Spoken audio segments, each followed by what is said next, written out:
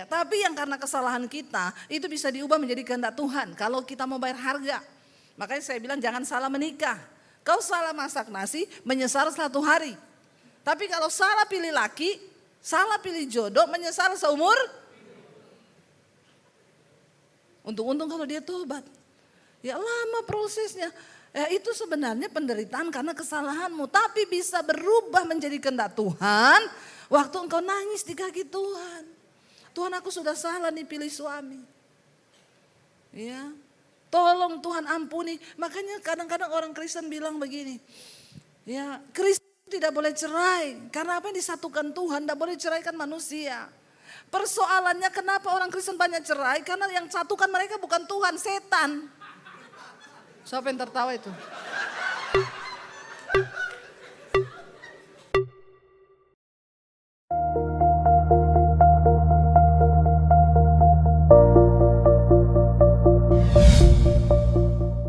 Terima kasih Bapa. Karena itu hari ini berbicara bagi kami umat-Mu, gereja-Mu, agar kami tahu apa yang menjadi kehendak Tuhan di hari-hari ini. Supaya gereja ini boleh berdampak bagi kota Ambon. Kami tahu tidak ada perkara yang mustahil bagi Tuhan. Segala sesuatu yang dimulai dengan iman akan ada buah-buah yang dinyatakan bagi kemuliaan Tuhan. Terima kasih Bapa, kami buka hati kami hari ini, urapi hamba-Mu yang tidak ada apa-apanya. Di dalam nama Tuhan kami Yesus Kristus, kami berdoa, kami sambut firman Tuhan, sama-sama katakan amin. Amin, tepuk tangan bagi Tuhan saudara, haleluya, silakan duduk. Shalom. Ya, jemaat Tuhan yang datang pagi ini adalah jemaat-jemaat yang luar biasa, karena banyak yang lagi nonton bola kan. Kita bersyukur ya Bapak Ibu, hari ini kita di tempat ini kita merayakan ulang tahun gereja di tempat ini. Kita percaya semua karena kebaikan dan kesetiaan Tuhan. Ya, dan kita percaya bahwa kesetiaan Tuhanlah yang menopang hidup kita, menopang pelayanan kita, bahkan menopang gereja di tempat ini. Amin saudara. Nah, kita berbicara tentang kesetiaan Tuhan. Ya, sebenarnya apa sih kesetiaan Tuhan itu? Banyak orang yang salah menerjemahkan, oh kesetiaan Tuhan itu adalah penyertaan Tuhan yang terus walaupun kita berdosa, walaupun kita ini, jadi kita bebas hidup berbuat apa saja. Nah hari ini, enggak usah diiringi saya, nanti saya menangis ya. Nanti kalau saya panggil boleh siap di situ ya. Saudara, bicara tentang kesetiaan Tuhan ya, kita buka dulu bersama Ratapan pasal yang ketiga ayat 21. Ratapan 3 ayat 21. Ya namanya aja kitab ratapan, jadi meratap terus. Tetapi di balik ratapannya itu ada iman tentang kesetiaan Tuhan. Kita baca aja ayat 21 sampai ayat yang ke-26. Ratapan 3 21 sampai 26 kita baca, tetapi hal-hal inilah yang kuperhatikan. Oleh sebab itu aku akan berharap. Jadi kita ratapan ini kalau saudara baca ratapan. Kenapa Tuhan hidupku begini, kenapa begini, kenapa banyak masalah, kenapa. Tetapi intinya ada di ayat ini dia bilang begini. Tetapi hal-hal inilah yang kuperhatikan, oleh sebab itu aku akan berharap. Di tengah pencobaan persoalan yang penting jangan pernah berhenti untuk berharap pada Tuhan. Kenapa kita berharap? Ayat 22 berkata, baca bersama. Tak berkesudahan kasih setia Tuhan, tak habis-habisnya rahmatnya. Ya.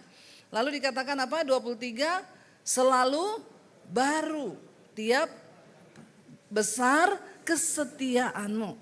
Tuhan adalah bagianku, kata jiwaku. Oleh sebab itu aku berharap kepadanya. 25, Tuhan adalah baik bagi orang-orang yang berharap kepadanya, bagi jiwa yang mencari Dia. 26, adalah baik menanti dengan diam pertolongan Tuhan. Ya, kenapa hari ini saya percaya saudara datang ke gereja? Karena ada harapan kepada Tuhan. Kenapa kita beribadah? Karena tentunya kita masih berharap kepada Tuhan. Di tengah keadaan yang tidak menentu hari-hari ini, di mana keadaan yang rasanya sulit saudara. Kalau buka media sosial tuh yang kita lihat berita ya. Wah ini ada babak baru, wah ini begini, bakal terjadi gini, akan ini, akan itu. Rasanya baca berita itu, damai sejahtera kita mau hilang ya. Yang muncul kekhawatiran, ketakutan, bukan cuma Indonesia melihat keadaan dunia, ya kan?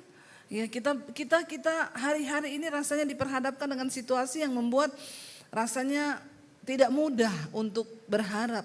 Tetapi Alkitab berkata kita harus berharap kepada Tuhan, tetap berharap. Yang pertama ayat 22 berkata, karena apa? Karena tak berkesudahan kasih setia Tuhan, tak habis-habisnya rahmatnya. Bagi setiap orang yang mau kembali kepada Tuhan hari ini, apapun keadaanmu, apapun dosamu, percayalah tidak pernah berkesudahan kasih setia Tuhan. Lalu kita akan belajar, ya apa sih arti kesetiaan Tuhan, kasih setia Tuhan bagi kita itu.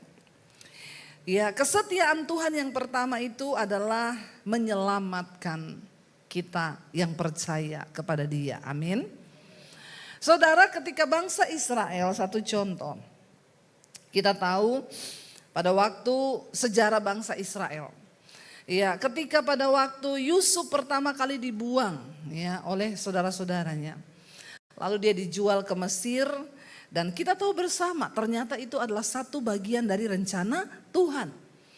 Lalu Yusuf di Mesir, singkat cerita dia mengalami proses yang betul luar biasa. Tapi pada akhirnya Tuhan pakai dia menjadi Perdana Menteri di Mesir.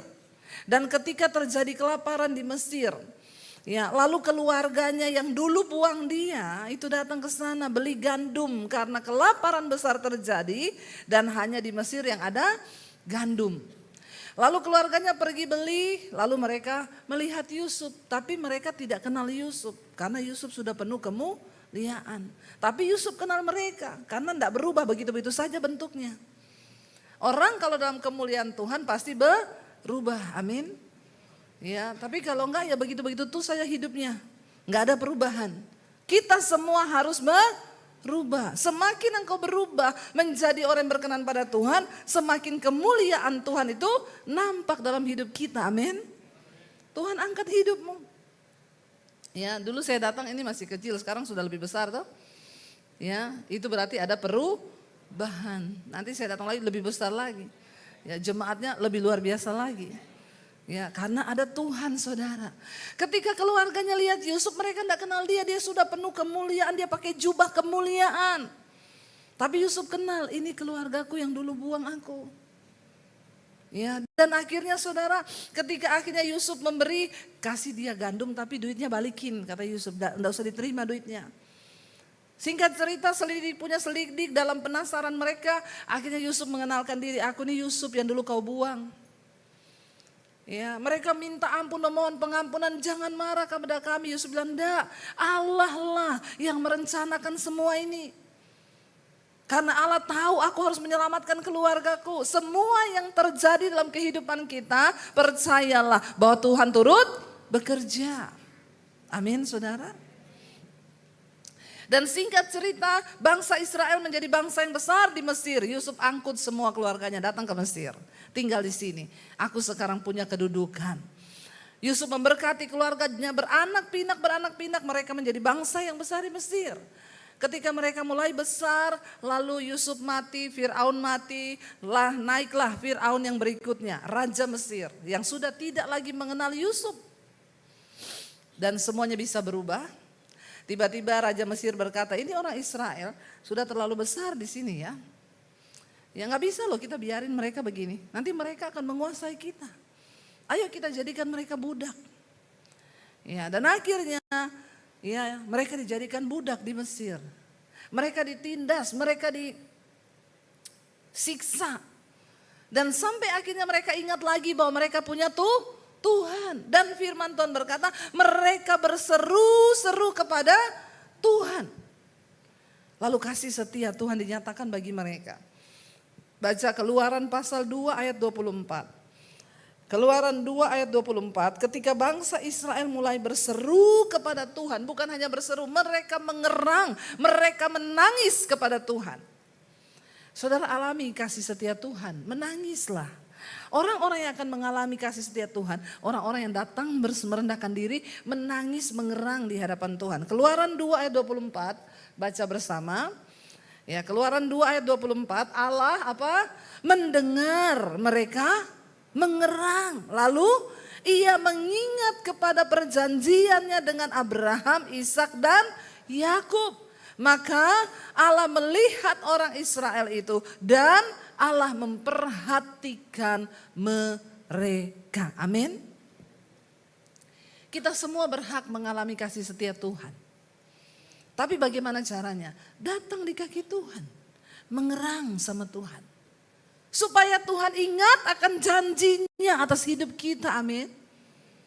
Ya, bagaimana kita bisa mengalami kasih? Saya percaya gereja ini pertama kali ada pasti banyak air mata. Ya, benar nggak saudara?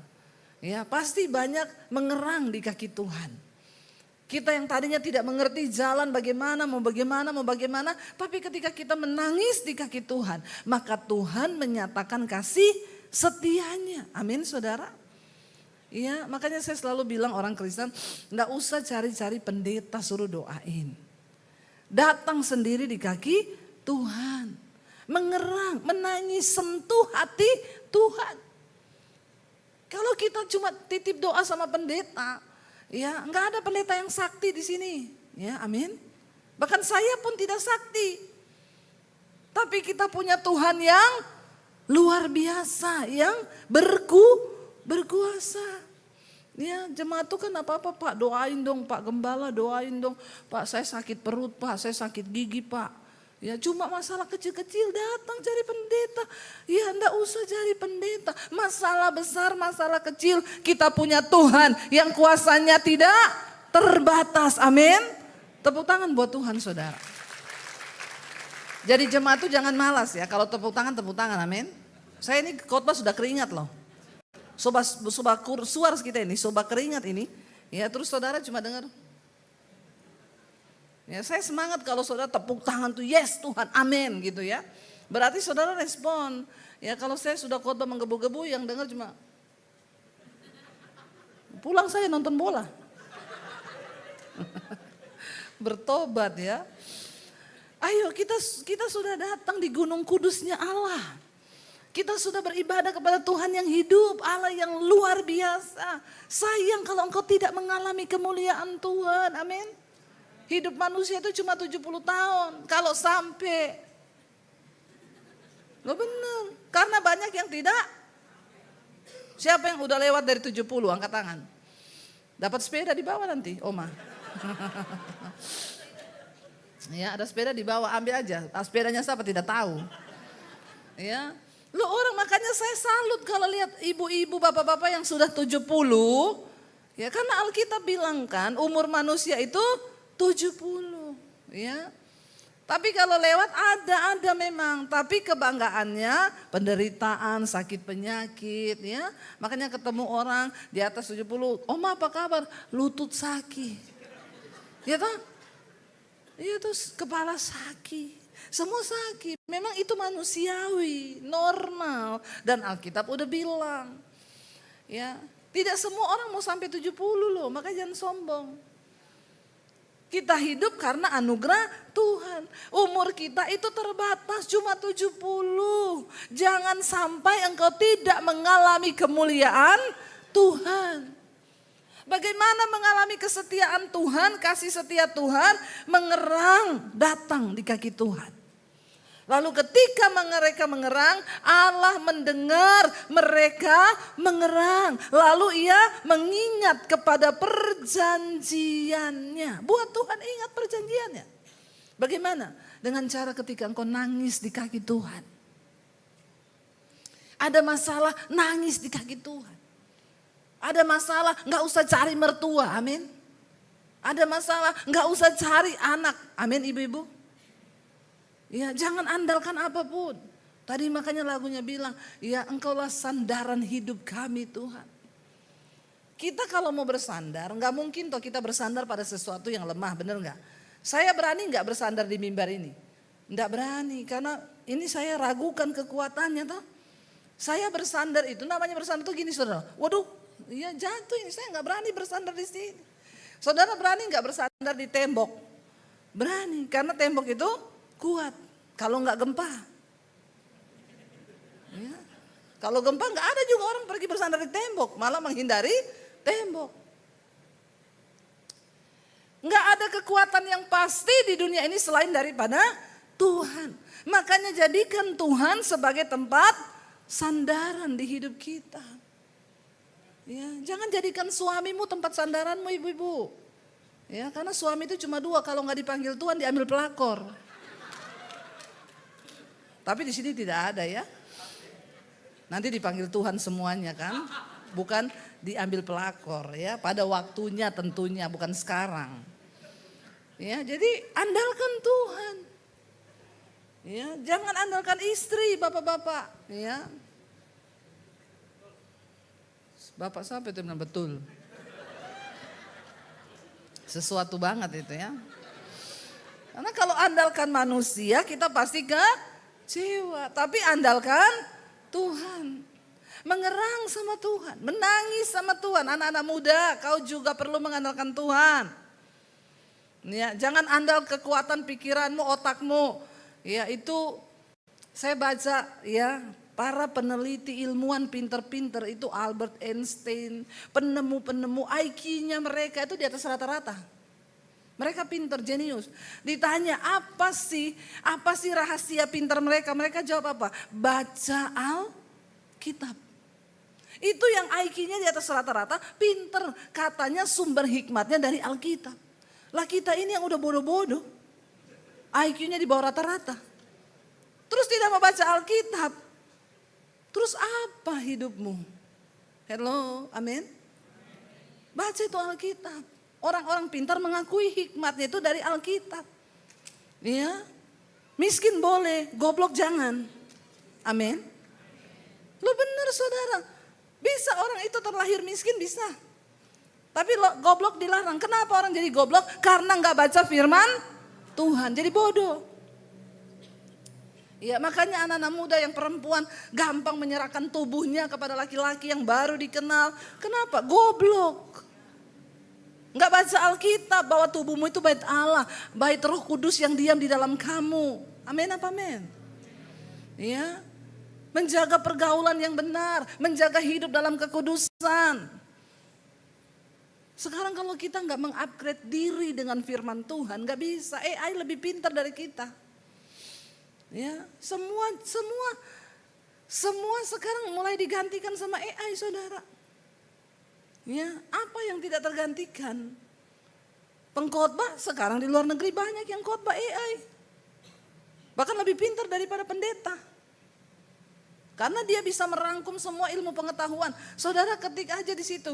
Ya, misalnya hidup dalam pimpinan Tuhan. Itu AI kasih tahu semua begini, ayatnya begini, kasih tahu dia. Nah kalau dia mau khotbah tinggal dijadikan suara toh. Pintar.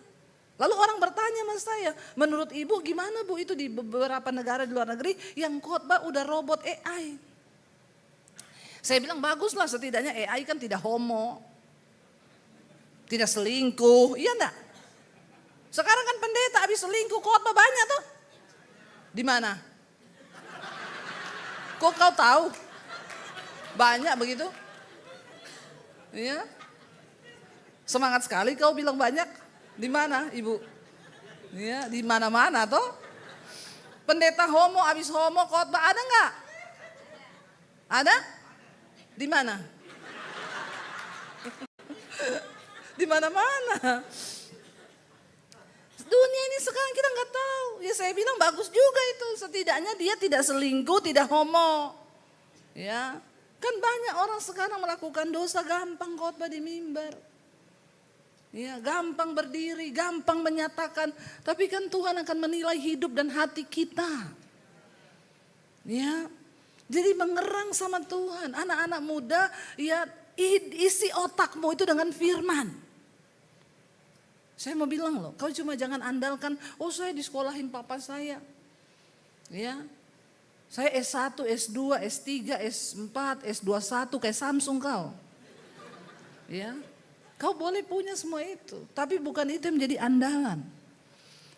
Karena dunia berubah begitu cepat. Ilmu kedokteran, sekarang saya baca ada rumah sakit AI di Tiongkok. Dia bisa mendeteksi kanker hanya dalam waktu 5 menit. Kalau saudara keahlian para dokter. Kita mau operasi aja suruh pilih, ibu mau operasi pakai dokter manual atau mau pakai AI. Kalau pakai AI nggak ada luka. Langsung pulang. Ya, kalau dokter biasa dibelah dari sini ke sini.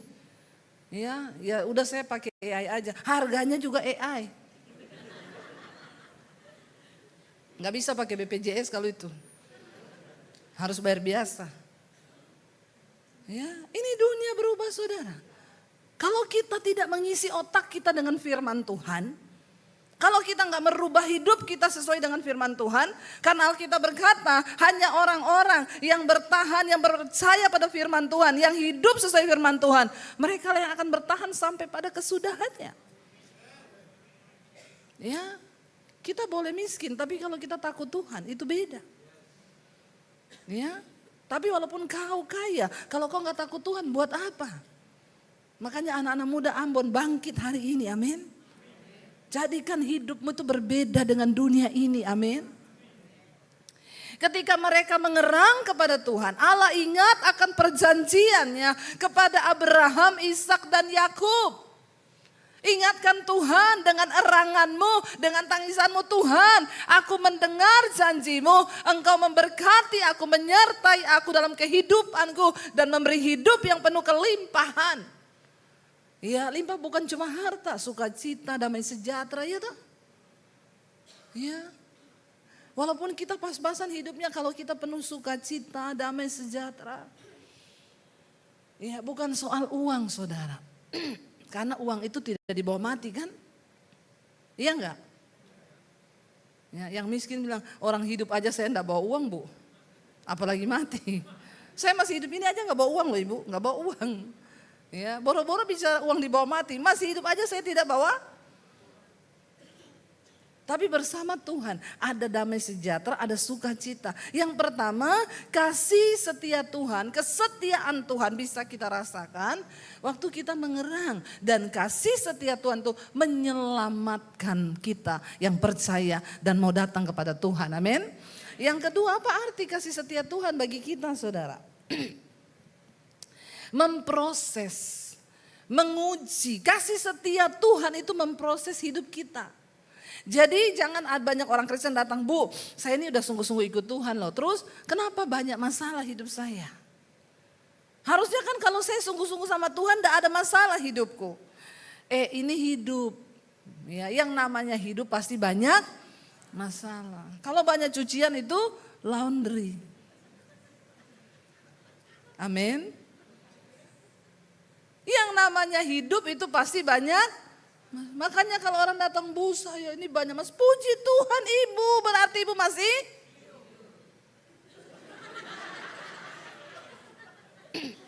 Jadi Pak Gembala kalau orang datang bilang punya banyak masalah, bilang puji Tuhan berarti kau masih. Kalau tidak ada masalah sudah. Jadi mau mati atau mau hidup.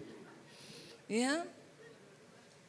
Kadang kalau sudah nangis-nangis, jadi ibu maunya sekarang apa? Ibu udah gak mau ada masalah, mau saya doakan Bu pulang ke rumah Bapak. Oh jangan Bu Debbie, jangan.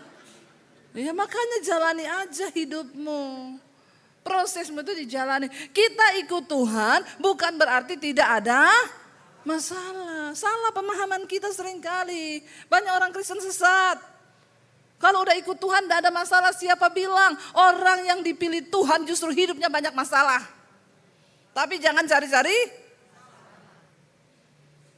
Ya, Yusuf ketika dipilih Tuhan masuk dalam masalah, dibuang, difitnah, dihina, jadi budak, di penjara. Karena kasih setia Tuhan itu memproses, menguji iman kita. Amin. Ya, perjalanan di gereja ini bukan mudah, pasti ada ujian, ada tantangan. Tapi kenapa sampai hari ini semua karena kasih setia Tuhan. Orang yang berjalan dalam kasih setia Tuhan, kita ini ikut Tuhan bukan supaya tidak ada masalah hidup kita. Kita ikut Tuhan supaya ketika ada masalah kita kuat menanggung segala masalah itu. Amin saudara. Berbeda dengan orang dunia yang tidak punya Tuhan. Ya beda. Walaupun kita banyak masalah, karena kita punya Tuhan, kita masih bisa sukacita. Tidak langsung naik di jembatan. Itu orang yang tidak punya pengharapan. Ya, apa-apa bunuh diri, apa-apa bunuh diri. Kita punya pengharapan dalam Tuhan. Karena ya Tuhan itu punya kasih setia dalam hidup kita. Yusuf, Daud, mereka orang-orang yang mengalami pergumulan yang berat. Apakah Tuhan tidak menyertai? Justru karena mereka dipilih masuk di dalam rencana Tuhan yang besar. Maka mereka harus mengalami banyak ujian dan proses. Untuk apa? Untuk membuktikan kemurnian imannya itu kepada Tuhan. Ya, jangan berpikir oh kita ini ikut Tuhan pasti tidak ada masalah. Ya, makanya pendeta sering mendoakan kalau kau ikut Tuhan sungguh-sungguh tidak ada masalah. Ya pasti begini. Enggak saudara, orang yang dipilih Tuhan itu pasti menghadapi banyak masalah. Tapi enggak apa-apa, mending kita menghadapi masalah sekarang supaya memperoleh kehidupan dan sukacita kekal. Amin. Daripada hari ini kita bersenang-senang, tetapi kita tidak dibentuk, tidak diproses. Nanti kita binasa. Ibu-ibu kalau hari ini engkau sedang dibentuk dengan suamimu, tetaplah doakan suamimu. Bilang Tuhan aku bersyukur dengan proses ini. Ya mungkin hari ini salibmu itu suamimu. Itu juga kau yang pilih sendiri. Ya, ada orang datang sama saya, Bu doakan suami saya, ibu suami saya itu selingkuh, judi, gini, ibu berdoa. Ya, jangan pernah menyerah, sukacita doakan suami ini salib bagi ibu. Bu Dewi sih enggak tahu suami saya. Coba ibu rasa suami saya tidak mau rasa suamimu. Saya punya suami sendiri, kenapa kau suruh rasa suamimu sama saya? Ya itu kan pilihanmu bukan pilihan saya, enak aja. Ada orang-orang begitu. Ibu kan enggak rasa suami saya, aku mau rasa suamimu. Itu kan kau yang pilih sendiri toh. Ini pendeta ini sekarang memang kita ini harus juga ceplas-ceplos sama jemaat ini Pak. Ya karena jemaat tuh kadang-kadang membelok kanan kiri, membelok mau supaya dibenarkan tingkah lakunya. Ya itu kan ibu yang pilih sendiri. Terus siapa yang suruh ibu kawin sama dia? Katanya ya saya Bu, makanya jangan suruh saya rasa. Ibu aja yang rasa itu suamimu. Tapi Bu kabar baiknya ada harapan di dalam Tuhan. Ya jangan kau cerai, doakan suamimu. Sudah ibu saya doakan terus suami saya, doanya gimana? Tuhan jamah suamiku agar bertobat, ganti doanya. Gimana Bu? Tuhan hajar suamiku. Begitu ya Bu? Doa saya begitu. Hajar suamiku Tuhan supaya dia bertobat. Dia bilang tidak apa-apa berdoa begitu, tidak apa-apa ibu. Saya tanggung jawab. Saya pendeta nih, saya tanggung jawab. Ya, nggak usah takut, doa begitu. Saya tanggung jawab. Suatu saat saya ditelepon bapak-bapak. Halo, ini benar ibu pendeta Debbie Basir? Iya. Pendeta macam apa kau itu? Kenapa bapak ini siapa? Kau nggak ajar istri saya berdoa, Tuhan hajar suamiku, pendeta macam apa kau? Saya bilang suami macam apa juga kau? Sampai istrimu harus berdoa menghajar kau? Suami macam apa kau? Bapak maaf dengarkan saya ngomong ya. Bapak jangan terlalu pede. Bapak jangan terlalu besar kepala. Sebab yang dihajar Tuhan, kata firman Tuhan, Tuhan menghajar orang yang dikasihinya. Kalau Bapak masih dikasihi, dihajar Bapak. Kena stroke sedikit begitu supaya bertobat. Tapi kalau Bapak tidak dikasihi Tuhan lagi, tidak dianggap anak lagi, Tuhan tidak hajar Pak, selingkuh aja terus. Tiba-tiba kau mati di kamar hotel. Keluar di surat kabar, ya lagi selingkuh, kena serangan jantung, mampus. Boro-boro masuk surga, yang ada masuk koran sama masuk berita. Langsung teleponnya putus, nit. Belum kau ketemu pendeta model saya begini. Ini jemaat ini memang kebangetan. Jadi kita hamba Tuhan jangan kekurangan hikmat Pak. Enggak apa-apa, hajar aja nih jemaat ini. Kita udah keras aja pada nggak tobat, apalagi kalau kita nggak keras. Enggak apa-apa jadi pendeta VOC Pak. Ya, hajar aja ini. Maksudnya, saudara, engkau harus mengerti firman Tuhan. Ya, memang tantangannya sudahlah kalau kita hari ini harus menderita persoalan pergumulan, kan masalah itu ada dua, karena kesalahan sama karena kehendak Tuhan. Ya, tapi yang karena kesalahan kita itu bisa diubah menjadi kehendak Tuhan kalau kita mau bayar harga. Makanya saya bilang jangan salah menikah. Kau salah masak nasi, menyesal 1 hari. Tapi kalau salah pilih laki, salah pilih jodoh, menyesal seumur. Untung-untung kalau dia tobat. Ya lama prosesnya. Ya itu sebenarnya penderitaan karena kesalahanmu. Tapi bisa berubah menjadi kehendak Tuhan waktu engkau nangis di kaki Tuhan. Tuhan, aku sudah salah nih pilih suami.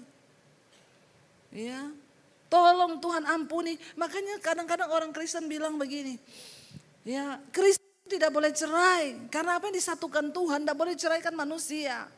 Persoalannya kenapa orang Kristen banyak cerai? Karena yang satukan mereka bukan Tuhan, setan. Siapa yang tertawa itu?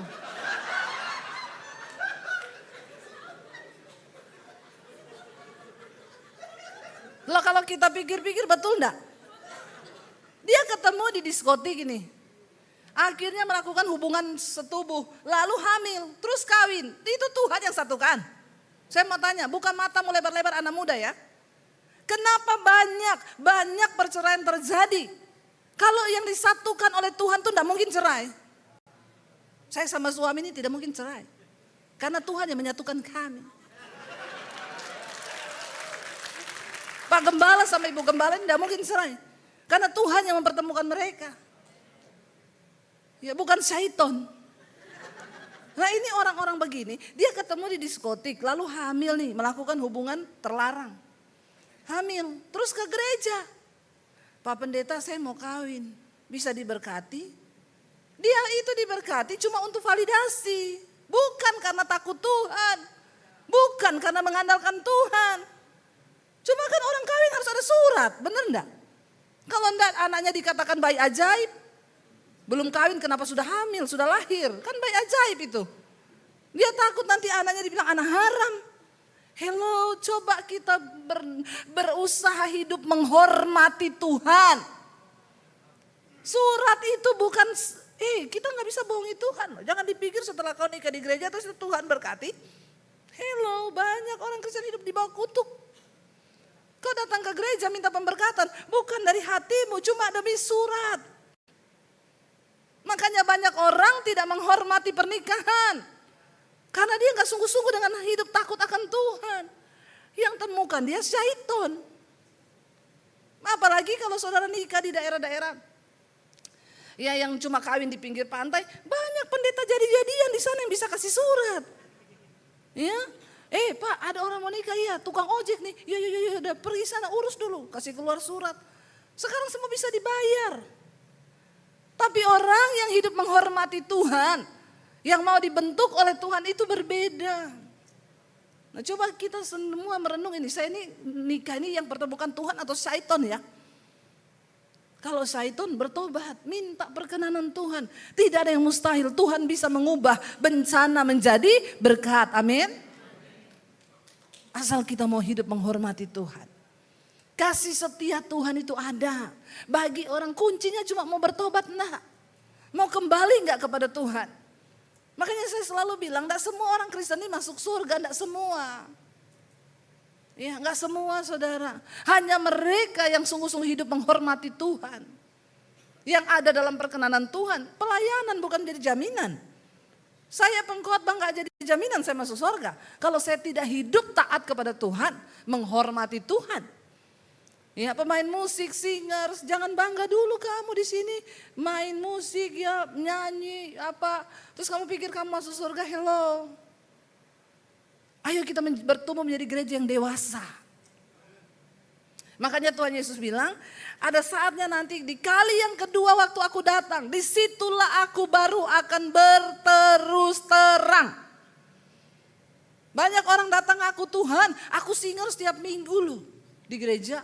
Tuhan, aku ini pengkhotbah. Tuhan, aku doakan orang, aku bangkitkan orang mati. Tuhan bilang, saat itulah aku akan berterus terang. Aku tidak mengenal engkau, pembuat dosa, pembuat kejahatan. Jangan sampai nanti waktu Yesus berterus terang baru kita kaget, kita tidak dikenal Tuhan. Ada waktunya Tuhan akan terus terang.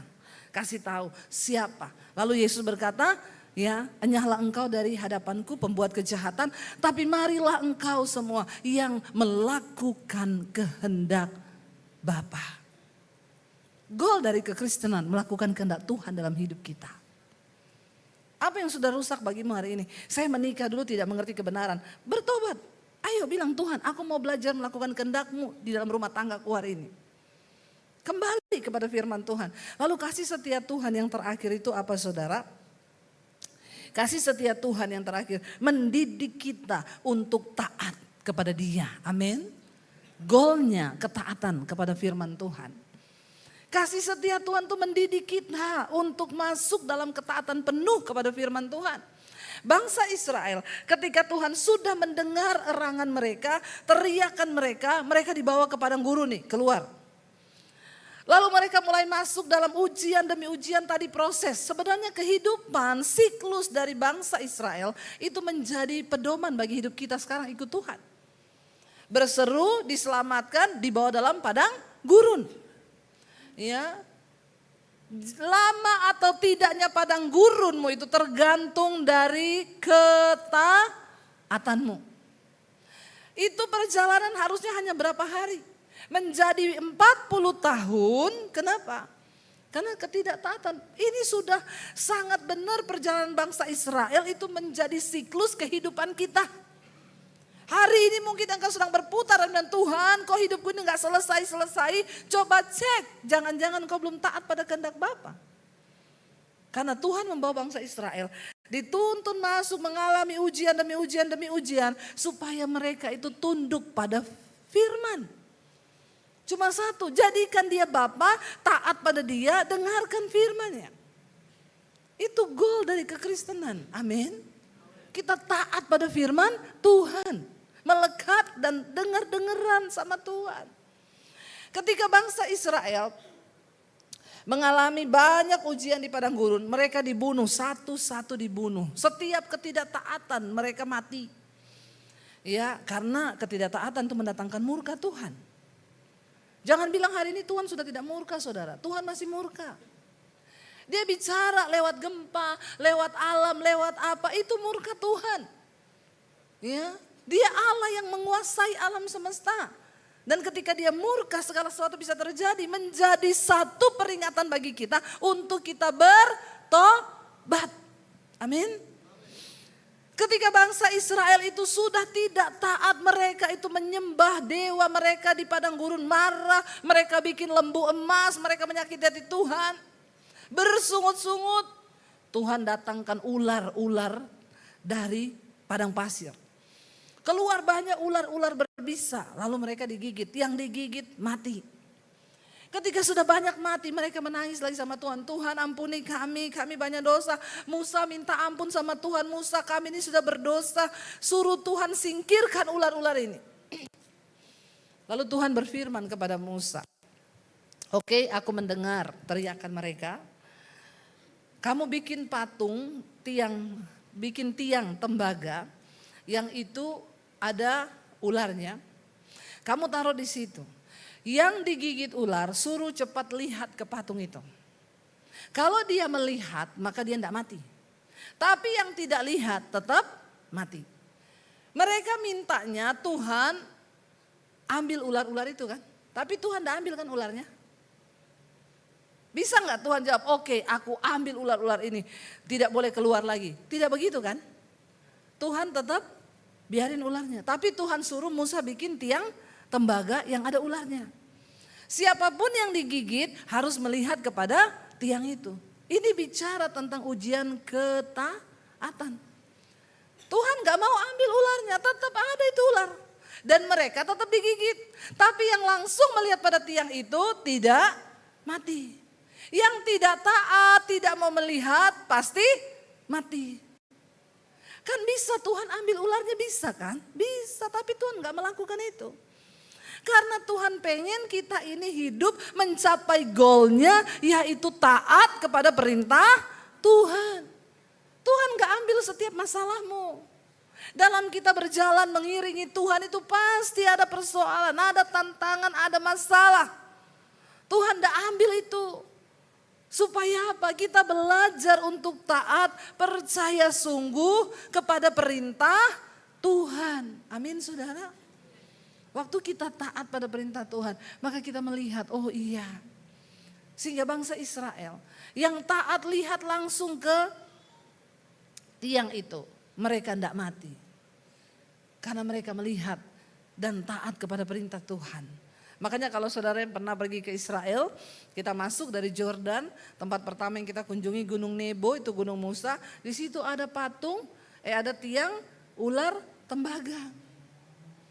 Ya, yang orang yang melihat ke situ dia enggak.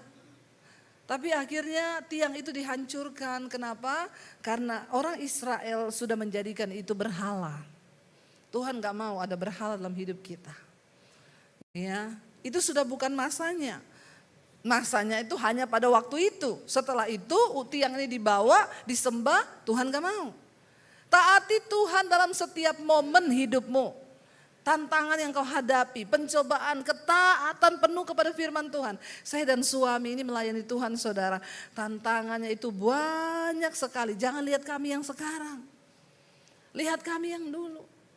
Ya, bagaimana kami ini berjalan terus belajar taat. Waktu dipanggil Tuhan keluar dari Solo pindah ke Jakarta. Ada perkara besar yang Tuhan mau janjikan. Secara manusia sulit karena kami tidak bisa lihat ke depan. Waktu dapat panggilan Tuhan dari Solo, Tuhan bilang tinggalkan kota ini, aku akan bawa engkau ke satu kota. Ya, karena ada perkara besar yang aku akan percayakan. Waktu saya dengar suara Tuhan itu, anak saya udah 3. Di rekening saya saldo 1 juta untung-untungan. Dengar Tuhan bilang, aku akan bawa kalian pindah dari kota ini. Langsung saya tengking dalam nama Yesus. Tuhan, di rekening saya tidak ada uang 5 miliar. Tidak usah 5 miliar, 1 miliar aja. Kalau ada 1 miliar terus Tuhan bilang pindah dari kota ini. Yes, kemana Tuhan? Tunjukkan. Karena ada uang. Masalahnya tidak ada uang, 1 juta aja tidak ada.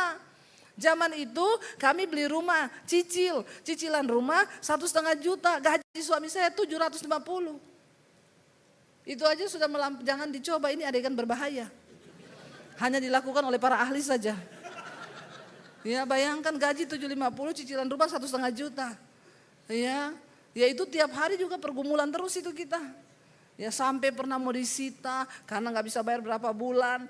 Ya, itulah ya. Nah, waktu itu Tuhan suruh pindah. Ya, saya langsung Tuhan enggak bisa. Tuhan bilang, aku yang bekerja bukan kamu, taat aja. Ya, dan akhirnya kami berangkat pindah ke Jakarta. Anak-anak masih di Solo. Bolak-balik Jakarta Solo 2 minggu sekali. Masih ada duit waktu itu, terbang naik pesawat, berdua lihat anak. Lama-lama tidak ada pemasukan. Kami harus tetap bertahan di Jakarta 1 tahun tanpa pelayan. Anak-anak di Solo. Kita berharap dengan keadaan yang tidak bisa diharapkan. Ya, tidak ada dasar untuk Abraham berharap, tetapi Abraham tetap berharap. Kalau yang diharap-harap masih ada dasar, masih bagus. Tapi ini tidak ada dasar loh untuk berharap, cuma Tuhan satu-satunya. Lalu akhirnya kita mau pulang bagaimana ini? Mulai dari naik pesawat, uang berkurang naik kereta, uang berkurang naik bus. 1 kali saya pernah naik motor dengan suami. Karena uang tinggal 200.000. Harus pulang ke Solo nih. Saya bilang, ya 1 aja yang pulang naik bus. Suami saya bilang, gimana 1 aja pulang kamu atau aku? Saya bilang gak bisa, kita harus pulang berdua. Suami saya lihat ada motor, mau gak 200.000 pas untuk bensin. 15 tahun lalu. Tapi kita gak bisa makan, nih kita jagain buat bensin aja. 18 jam. Saya naik motor, ini pinggang mau patah saudara. Jangan tertawa, nangis kau. Ini cerita sedih yang mengharukan. Ya. Sekarang saya bisa tertawa, tapi itu benar-benar. Dari Cirebon sampai di Solo, hujan. Kami tidak bisa berhenti di restoran, tidak ada uang. Jadi lanjut aja lah, lanjut. Itu tangan saya kedinginan sampai beku begini saudara. Air hujan bercampur air mata. Tuhan, apa yang kau mau dari hidup kami, menderitanya kami. Tapi mau pulang Solo, Tuhan bilang gak bisa, bertahan. Tetap belajar percaya sama Tuhan. Ya, sampai di Semarang di pom bensin terakhir suami saya bilang, udah isi bensin, ini bisa sampai Solo. Ada uang sisa 15.000. Ada bapak-bapak tua jual bami tek-tek di situ yang dipikul. Kita bisa makan itu. Pak, berapa? 12.000. Ya udah, satu aja buat berdua. Bukan karena mesra. Sepiring berdua bukan. Nggak usah kau gaya-gayaan. Ya, dulu waktu pacaran sepiring berdua, begitu menikah mengikuti kehendak Tuhan, mengikuti panggilan Tuhan, sepiring berdua bukan karena mesra. Tapi karena tidak ada uang. Ya, kami jalani saudara. Ya, pulanglah kita ke Solo, sampai di rumah jam 3 pagi saya lihat anak-anak saya tidur. Saya bilang, Tuhan, saya nggak mau balik ke Jakarta. Nggak ada harapan, nggak ada gaji, nggak ada apa-apa di sana. Saya di sini aja, rumah kami baru beli. Tapi karena kami tinggalin, jadi pelayanan di Solo juga semua kan off. Nggak ada apa-apa, nggak ada pemasukan. Saya dan suami hidup hanya percaya sama Tuhan. Kami hidup dari pelayanan. Kami nggak kerja, kami nggak ini. Ya, jadi saya bilang waktu pandemi sama suami, kita ini ternyata terlalu percaya Tuhan ya. Baru terasa ketika pandemi nggak ada uang masuk, nggak ada gaji. Makanya dari dulu kalau mau beli barang cicil nggak bisa. Ditanya, ibu ada gaji? Ada. Dari mana? Dari surga. Slipnya ada? Nggak ada. Lah kok bisa? Dengan iman slipnya. Kan dari surga. Bang bilang, oh nggak bisa gol ibu. Kenapa? Kami nggak terima slip dengan iman. Kebetulan bos kami belum beriman. Jadi enggak bisa. Jadi ternyata hidup belajar mempercayai Tuhan tuh enggak gampang. Itulah kita perlu iman. Karena iman itu bisa melihat hal-hal yang belum terjadi. Tapi hari ini saya mau bersaksi sama saudara. Kami mengalami sampai kepada tanah perjanjian yang Tuhan berikan itu. Setiap kita punya tanah perjanjian. Gereja ini punya tanah perjanjian. Ini baru awal melangkah. Ya, masih ada banyak padang gurun sampai kita mencapai tujuan Tuhan atas hidup kita. Saya berdoa kita semua mengalami kasih setia Tuhan. Ya, seperti gereja ini bisa mengalami ya kasih setia Tuhan semakin hari semakin diperbesar kapasitasnya.